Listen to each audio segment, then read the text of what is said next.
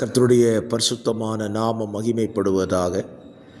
ஆசீர்வாதமான ஒரு நல்ல கால வேளையையும் பாளையங்கோட்டை இந்திய தேவ சபையிலிருந்து காலை மன்னாவை வழங்குவதில் மிகுந்த சந்தோஷம். கர்த்தர் கிருபையாய் நமக்கு தந்திருக்கிற இந்த நல்ல நாளுக்காக கர்த்தரை துதிப்போம். இந்த நாள் ஜூலை மாதம் 9ஆம் தேதி புதன்கிழமை காலவேளை. இந்த காலவேளையிலே இந்த நாளுக்காக நாம் ஜெபிக்கலாம். பரிசுத்த பிதாவே, நீ கூட்டி கொடுத்திருக்கிற ஒரு நாளுக்காக கர்த்தருக்கு நன்றி சொல்லுகிறோம்.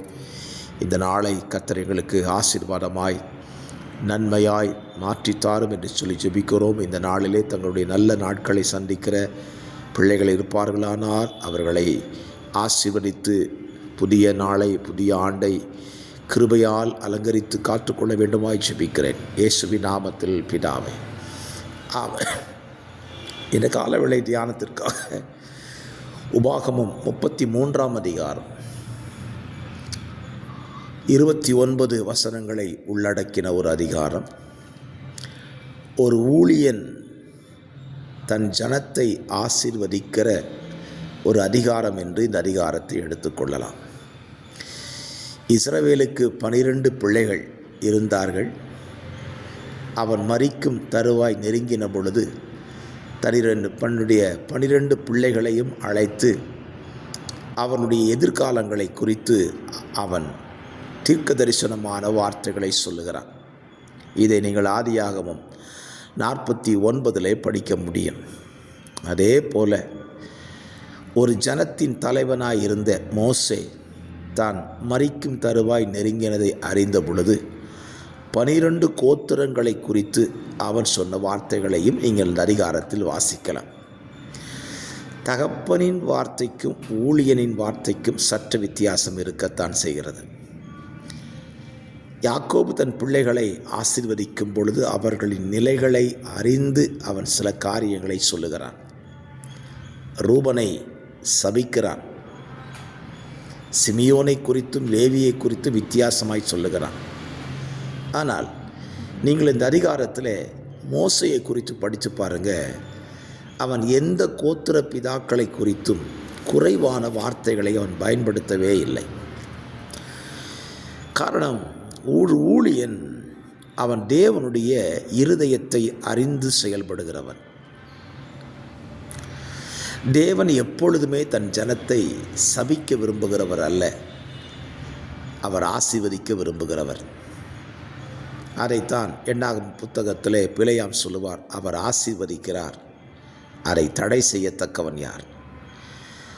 ஆசீர்வதிக்கிற இருதயத்தை கொண்ட தேவனை சேவிக்கிறதுனாலே நாமும் மற்றவர்களை ஆசீர்வதிக்கத்தான் செய்ய வேண்டும். நாம் மற்றவர்களை சபிப்பதற்கு தேவன் நமக்கு அனுமதி கொடுக்கிறதே இல்லை.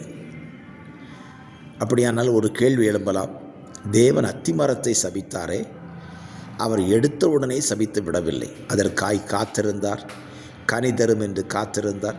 கடைசியிலே அது கனியே கொடுக்காமல் போனதினாலே அதை சபித்து விட்டார்.